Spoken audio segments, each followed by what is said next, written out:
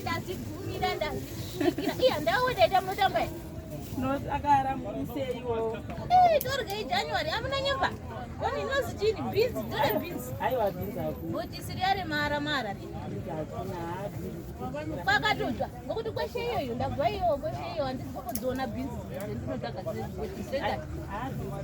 mune matemba kwai mari anotangira basi anotangira pa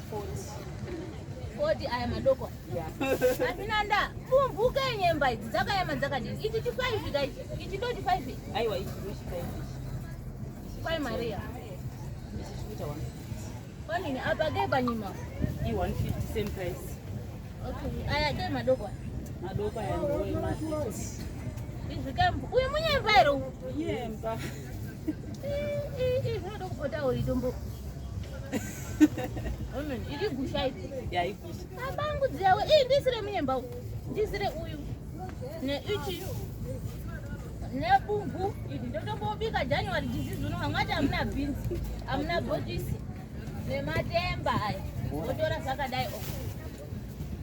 eya itombopona unini January uno handiti isai neutabo mamuna webhasera ye tinobonga itaita ndadakara nezira renyero iroro munotengesa unini musika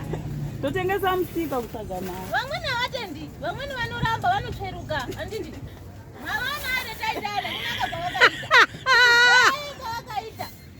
vanotengesa musika pana mazera avamweni ari kuita mushando wekutogula kutora arume hantu hamuna vanhu munomutori asiona zera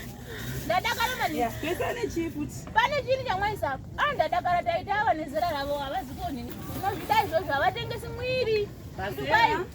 tinobonga pumbu ndaendesai munyemba ndaunza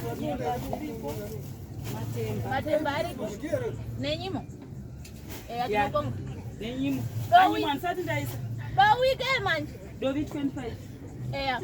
ndipei dowi iroro dowi 25 rande arisina makadhemu here iri kaita dovi peanut butter chiro from Zimbabwe zvakanaka ngokuti vamweni vanosanganisa woti remakadhemu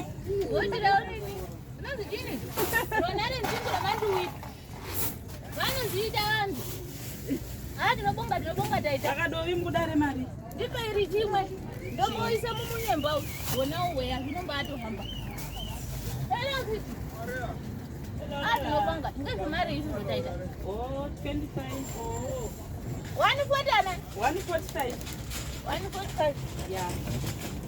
zvakanaka mosara nechenji abapo sara nechenji yenyu hazina dako zotenga wadhiringi ndadakara maningi kuti yei musikana unou maina unombaatengesa musika nezera rakwe nemanakiro akaita tinira muna tinobonga yaambo tinozvibonga amuna hatingatoneba totegara saka ndimunoonekwa Facebook ere neavo ndiwo Masiziva